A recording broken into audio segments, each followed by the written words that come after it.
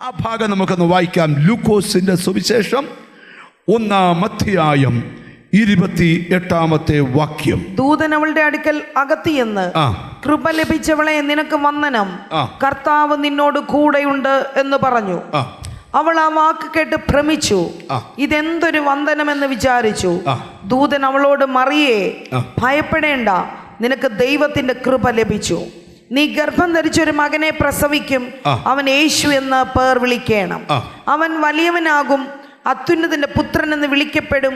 കർത്താവായ ദൈവം അവന്റെ പിതാവായ ദാവീദിന്റെ സിംഹാസനം അവന് കൊടുക്കും. അവൻ യാക്കോബ് ഗൃഹത്തിന് എന്നേക്കും രാജാവായിരിക്കും. അവന്റെ രാജ്യത്തിന് അവസാനം ഉണ്ടാകയില്ല എന്ന് പറഞ്ഞു. ദൂതൻ വന്ന് മറിയയ്ക്ക് ദൂത് കൈമാറുകയാണ്. ഞാൻ ആ ഭാഗം ഒന്നും പറയുന്നില്ല. ഇവിടെ ഉള്ളിലൊരു ചോദ്യം, എൻ്റെ ജീവിതത്തിൽ ഇത് എങ്ങനെ സംഭവിക്കും? എൻ്റെ ജീവിതത്തിൽ ഇത് എങ്ങനെ സംഭവിക്കും? ആ ചോദ്യത്തിന് ഉത്തരം ദൂതൻ കൊടുത്തതാണ് ഇന്നത്തെ ധ്യാന വിഷയം. അതിന് ദൂതൻ 2 കാര്യങ്ങൾ നിന്നിൽ സംഭവിക്കും.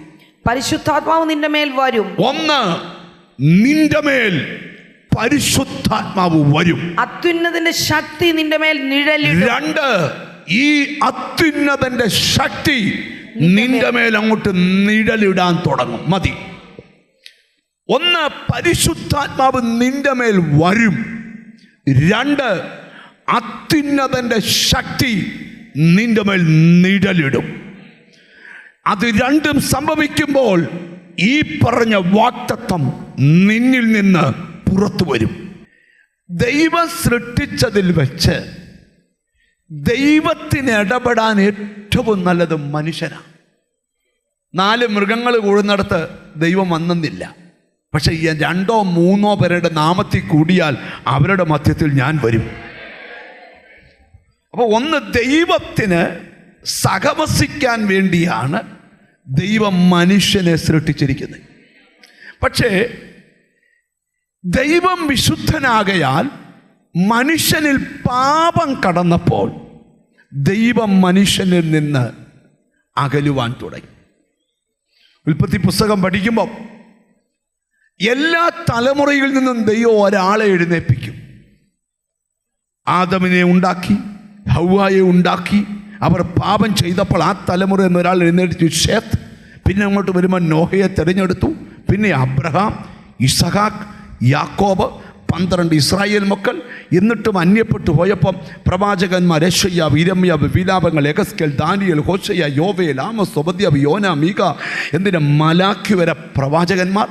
എന്നിട്ടും ജനമകന്നപ്പോൾ ദൈവത്തിന് മനസ്സിലായി, ഈ പാപം പൊട്ടിച്ച് ഈ ജനത്തെ ദൈവത്തോടടുപ്പിക്കാൻ ദൈവം തീരുമാനിച്ചു തൻ്റെ പുത്രനെ ഭൂമിയിൽ വിടുവാൻ. എന്താണ് ക്രിസ്തുവിൻ്റെ ജനനം? ദൈവരൂപത്തിലിരുന്നവൻ ദൈവത്തോടുള്ള സമത്വം മുറുകെ പിടിച്ചു കൊള്ളാതെ ദാസരൂപമെടുത്ത് ജഡത്തിൽ അവതരിച്ചതാ ക്രിസ്തു.